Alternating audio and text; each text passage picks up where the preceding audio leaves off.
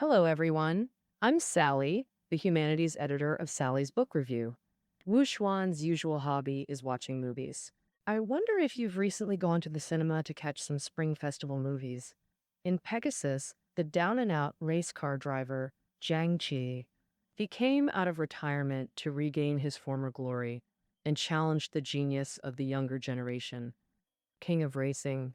In the new King of Comedy, Ru Meng, an older aspiring actress, played minor roles for over a decade, faced constant setbacks but stayed devoted, and finally won the Best Actress award.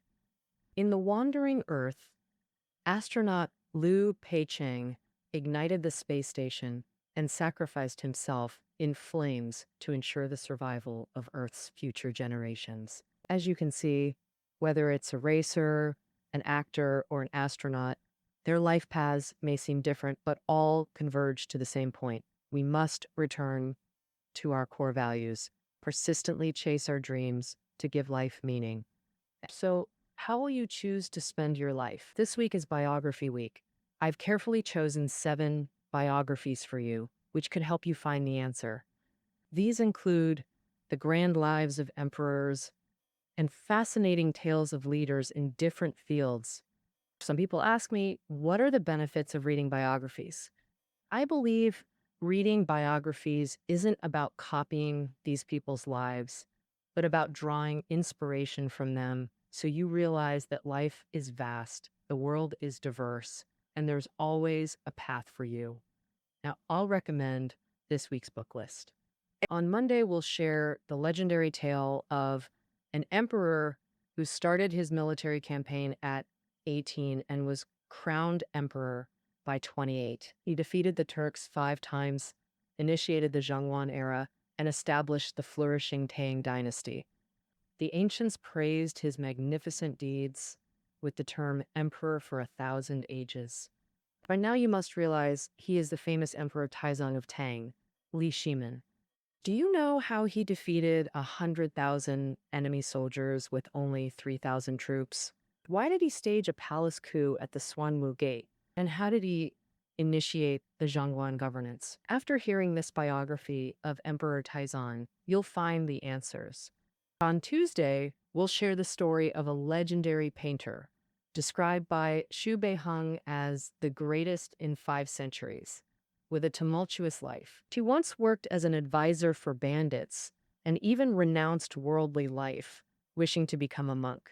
He was criticized for selling counterfeit paintings, yet gained international fame for his masterful artworks. He is the famous painter Dao Yang, the author of Zhang Duxian's biography, once said that Zhang Duxian loved fame, excitement, extravagance, good food, and beautiful women.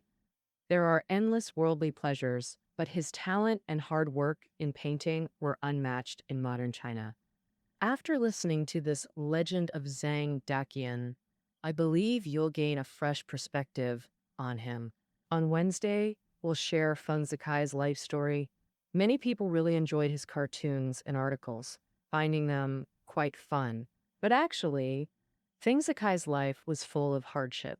He lost his father young, faced wars in middle age, left his hometown, wandered far, and endured many struggles in his later years. Finally, he passed away in illness and suffering. Despite that, his works always radiate a naive, lively, sincere, and peaceful vibe that brings inner calm. I hope after hearing this book, Feng Zikai's autobiography, you can strengthen your inner resolve and bravely face life. On Thursday, I'll introduce you to someone who might be the funniest Nobel laureate ever. Bill Gates once said he is delightful. Besides being a physicist, Feynman was also a radio repairman, electroplating worker, safecracker, painter, drummer, and decoder of Maya hieroglyphs. He's the famous Mr. Feynman. His fun nature shattered the stereotype of serious scientists, and his happiness secret is in this book. Surely you're joking, Mr. Feynman. On Friday, we'll tell the story of a naturalist who founded biological taxonomy and named everything in Latin. In Sweden, people call him the Prince of Flowers. He is Linnaeus. Maybe this name Sounds unfamiliar, but you know what? Rousseau and Goethe were both his fans. He named and classified over 9,000 plants, 800 mollusks, and 2,000 insects. Oh, you could say many organisms you know were named by him. So, how did he achieve all this? After hearing this biography of Linnaeus, you'll find the answers. On Saturday, I'll share the story of a Roman emperor with you. When we discuss the Han Dynasty, we always mention Emperor Wu of Han.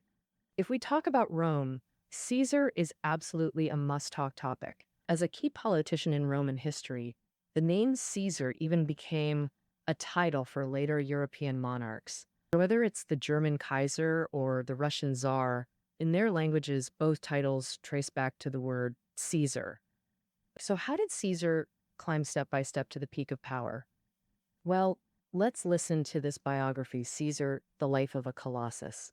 On Sunday, I'll introduce a severely underrated emperor.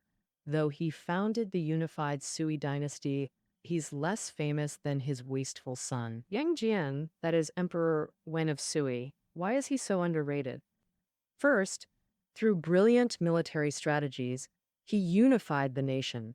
Then, with exceptional political insight, he established new systems fitting the times.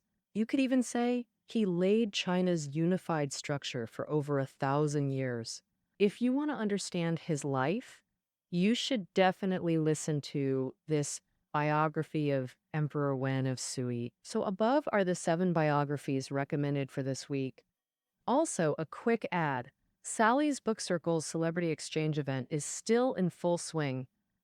We've invited Associate Professor Wang Shuang from Sun Yat-sen University, a doctoral supervisor and science writer, to answer your questions. Professor Wang is a special contributor to Sally's Book Review, having interpreted books like 7 Brief Lessons on Physics, Parallel Worlds, and Dark Matter and the Dinosaurs. And if you have any imaginative questions about cosmology, just throw them into the circle. Come on! Professor Wang will answer collectively this weekend and pick 3 interesting questioners to receive his new book, Cosmos. Next week's theme is Odyssey, strolling through the solar system. Our editor-in-chief, Aunt Shu, will discuss fascinating topics with you. See you next time.